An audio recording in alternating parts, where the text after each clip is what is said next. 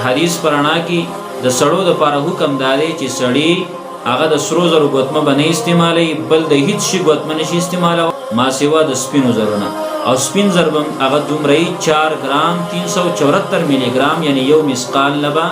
زیات نه، د مسقال نه کم کوي خیر دی، خو د مسقال نه زیاته نه، یعنی 4 ګرام 374 ملي ګرام دا غینه به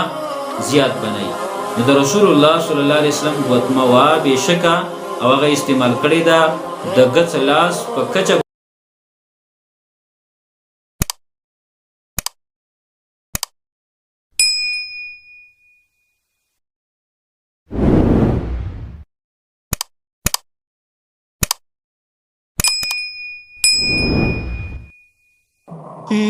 د یو ملګری تپوس کړی دی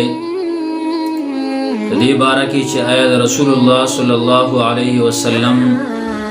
پلاس مبارک کې ګوتمه و که نه وه. نبی علیه الصلاة والسلام دا ګوتمه استعمال کړل او که نه ده، انګوټي د استعمال کړل او که نه ده، او که ده استعمال کړل نو په کم لاس باندې نبی علیه الصلاة والسلام دا ګوتمه په لاس کړې وه. نو عزتمندو دا حدیث پرانا کی انشاءاللہ تعالی دا مسئلہ منگا کو. نو عزتمندو پا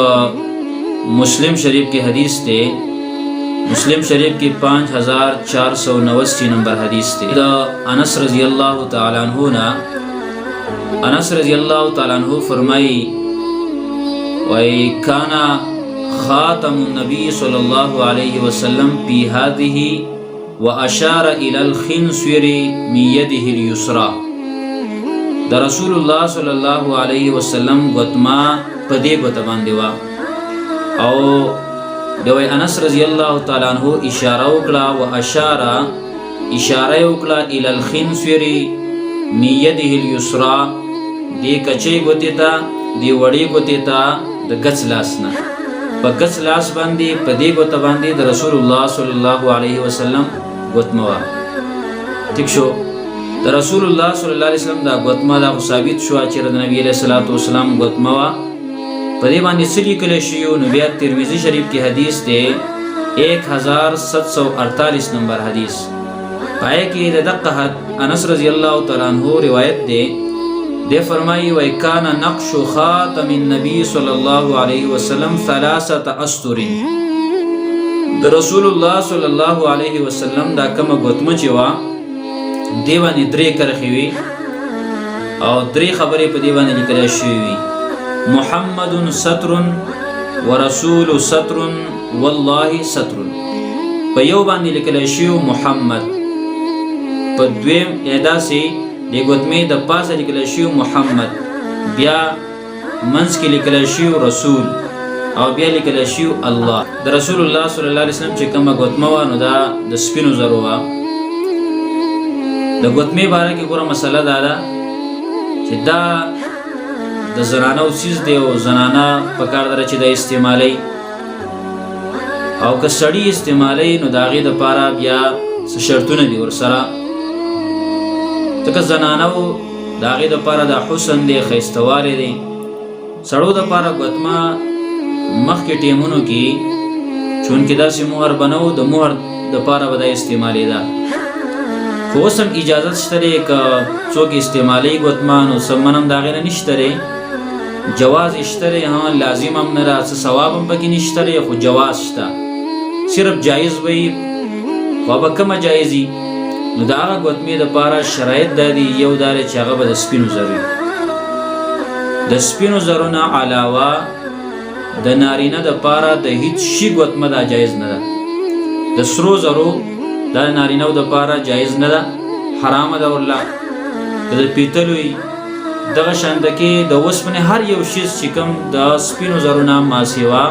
د نارینه دپاره د دې ګوتمې استعمالول دا جایز نه دي. رسول الله صلی الله علیه وسلم یو سړی ولیده، عبدالله ابن بریده دې روایت نقل کوي عن ابیه د خپل پلار نه. ترمذی شریف کې 1785 نمبر حدیث دی.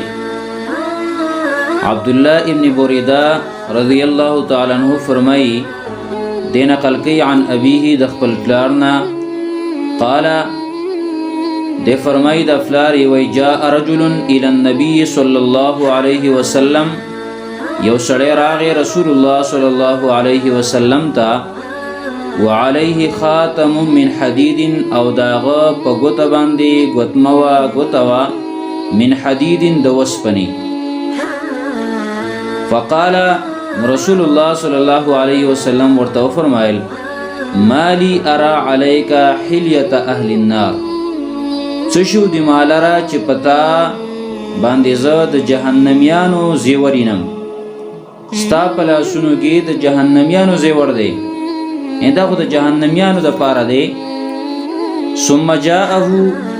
بیا دا سړی راغی وعليه خاتم من صفر او داغه پلاس باندې ګوتموا د پیتلو ابله لري کړي وا د پیتلو ګوتما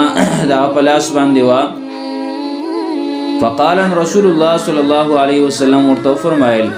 مالي اجد منك ريح الاسنام سدی مال را چې زستا پتا کې د بوتانو بوی مومم د بوتانو بوی در ناراضي یعنی مقصد دا چې دا مشابهت دی د مشرکانو سره او د بوتانو بوی ستانه راضي ثم اتاه بیا دا سړی راغی وعليه خاتم من ذهب او په د باندې ګوتموا د سرو زرو د پلاس باندې د سرو زرو ګوتمه چولې وا فقال رسول الله صلى الله عليه وسلم فرمایل مالي ارى عليك حليه اهل الجنه څه شو دی چې پتا باندې ز زیور د جنتیانو مومم د جنتیانو زیور دی چولې دی د جنتیانو کالې دی چولې دی د سر زر خو به جنتیان استعمالي چې کم نارینه دي ای به په جنت کې استعمالي دا غیر پر بیا روای د دنیا زیور خدا نه دی د نارینه د پاره د خزو د پاره دی و هغه سړی ویل اذا الله پیغمبره من اي شيء اتخذه الله پیغمبره دا غوتمره څه شنه جوړه کوم د وسپنی هغه په لاس کړي وا تاوی در جهنميانو دا د پیتلو هغه په لاس کړه تاوی د بوتانو ګوی را باندې راځي الله پیغمبره کومه غوتمه ز استعمال کوم رسول الله صلی الله علیه وسلم ته ویل من اي شيء اتخذه اذا الله پیغمبره د کوم شي نه زګوت مزن له جوړه کوم قال نبی رسول الله والسلام من ورق د سپینو زرونه د سپینو زرو غوتمه استعمال کا فغره ولا تتمه مثقالا د یو مثقالنا د زیاتوم یو مثقال نن سبا کې دا 4 ګرام 374 ملي ګرام 4 ګرام 4 ګرام او 374 ملي ګرام د دینه جوړیږي یعنی دومره سپینو زرو د دینه ما سیوا بنئ لکه ځینو خلکو هغه ګوتمی هغه د سپینو زرو لګولي یا دوی یا دري د سټيري نو د مسقال نه زیاته بدانه یعنی دا 4 ګرام 374 ملي ګرام نه بدا زیاته نه او هر چې زنانه دي زنانو د پاره د پابندی نشته لري هغه د سرو زرو غوتمه استعمالول شي د سړی د پاره د من دي د سپینو زرو غوتمه استعمالول شي بیا به دا پابندی نشته چیرې دا به څومره که هر څومره سره زر استعمالي هر څومره سپین زر استعمالي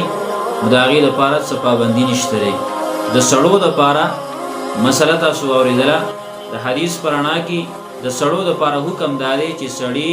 هغه د سرو زرو غوتمه باندې استعمالي بل د هیڅ شي غوتمه نشي استعمالو ما سیوا د سپینو زرونه او سپین زربم هغه دومره 4 ګرام 374 ملي ګرام یعنی یو مسقال لبا